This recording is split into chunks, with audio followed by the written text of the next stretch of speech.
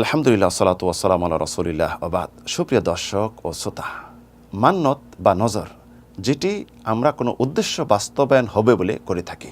কেউ সন্তানের জন্য, রোগ মুক্তির জন্য, কেউ চাকরি প্রমোশন অথবা ব্যবসা বাণিজ্যে লাভবান, এরকম অনেক বিষয় আমরা করে থাকি।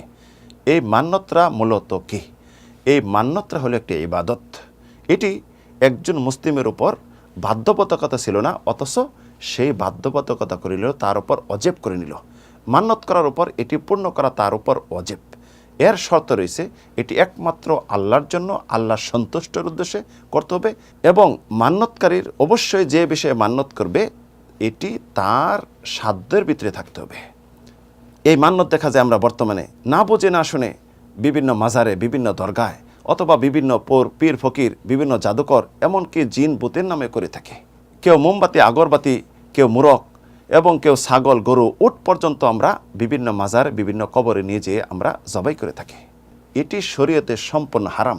কেউ যদি আল্লাহ ছাড়া অন্যের নামে মান্যত করে, মান্যত পূর্ণ করা তার জন্য সম্পূর্ণ হারাম এবং এটি হলো শিরক। রাসূল সাল্লাল্লাহু আলাইহি ওয়াসাল্লাম ইরশাদ করেছেন, মান নাযারা আইয়ুতি ইল্লা ফালিউতি ওয়া মান নাযারা ইয়াসিল্লা ফালা ইয়াসি। কেউ যদি আল্লাহর আনুগত্য করার জন্য ভালো কাজে মান্যত করে, সে যেন মান্যত পূর্ণ করে।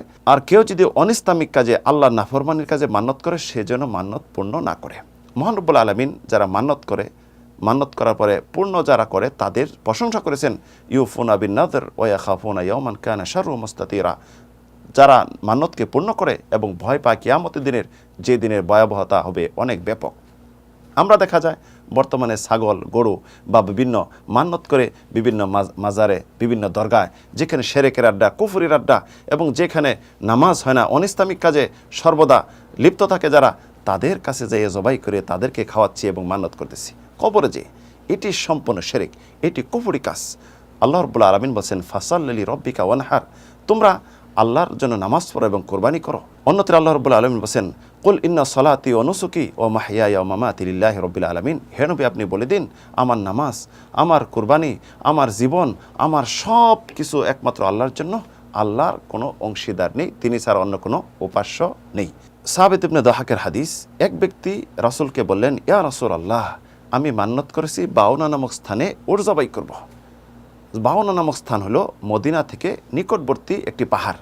তখন রাসূল সাহাবীদেরকে জিজ্ঞাসা করলেন, হাল কানা ফিহি ওয়াসানুম মিন আওসানিল জাহিলিয়াতি ইউবাদ, ওইখানে কি জাহেলিয়াতের কোনো মূর্তি ছিল যে মূর্তি পূজা হতো? আও কানা ফিহা ঈদুম মিন ঈদিল জাহিলিয়া, ওইখানে কি কোনো জাহেলিয়াতের যুগের ঈদ উৎসব বা মেলা হতো?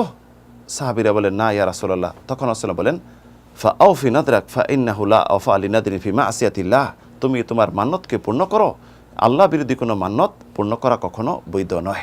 তাই সুপ্রিয় বন্ধুগণ, মান্যত একমাত্র আল্লাহর জন্য করবেন এবং এটি আল্লাহর জন্য উপযুক্ত, এর একটি ইবাদত, অন্য নামে করা শিরক। আল্লাহ রাব্বুল আলামিন আমাদেরকে ইসলামের সঠিক পথে থাকার, অবিচল থাকার তৌফিক দান করুন। আমিন, আল্লাহুম্মা আমিন।